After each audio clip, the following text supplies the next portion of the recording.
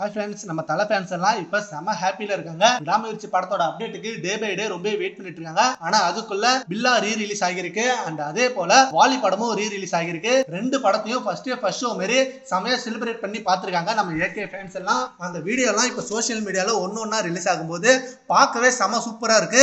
பழைய படம் ரிலீஸ் ஆனதுக்கு இப்படி ஒரு ஹைப்னா இப்ப விடாமுயற்சி படத்தோட அப்டேட் கிடைச்சா எந்த மாதிரி ஹைப்ல இருப்பாங்கன்னு சொல்லவே முடியாது. அண்ட் நம்ம தலை அஜித்தோட படங்கள்ல பில்லா வாலி இது ரெண்டுமே மெயினான படங்கள் தான் சொல்லணும். ஏன்னா ரெண்டுமே பிரேக் பாயிண்டா அமைஞ்சது நம்ம தல அஜித் சாருக்கு. பில்லா படம் ஒரு ரீமேக் படமா இருந்தாலும் பழைய பில்லால ரஜினி சார் நடிச்சிருப்பாரு. புது பில்லால நம்ம அஜித் சார் டோட்டலா டிஃபரெண்டா நடிச்சிருப்பாரு. ஃபுல் அண்ட் ஃபுல் கோட் சூட்ல நடிச்சிருப்பாரு. விஷ்ணுவர்தன் வேற லெவலா செதுக்கி வச்சிருப்பாரு. அண்ட் இந்த படத்துல தான் அந்த மெயின் டயலாக்கே இருக்கு. என் வாழ்க்கையில ஒவ்வொரு நாளும் ஒவ்வொரு நிமிஷமும் ஒவ்வொரு செகண்டும் நானா செதுக்குனதுரா அப்படின்ற டயலாக்க செமையா வச்சிருப்பாரு.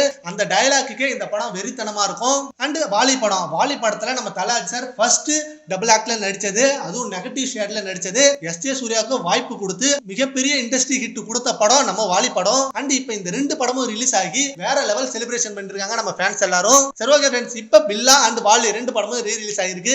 நீங்க எந்த படத்துக்கு போனீங்கன்றத நம்ம கான்வர்ஸ்ல கமெண்ட் பண்ணுங்க. Thank you friends.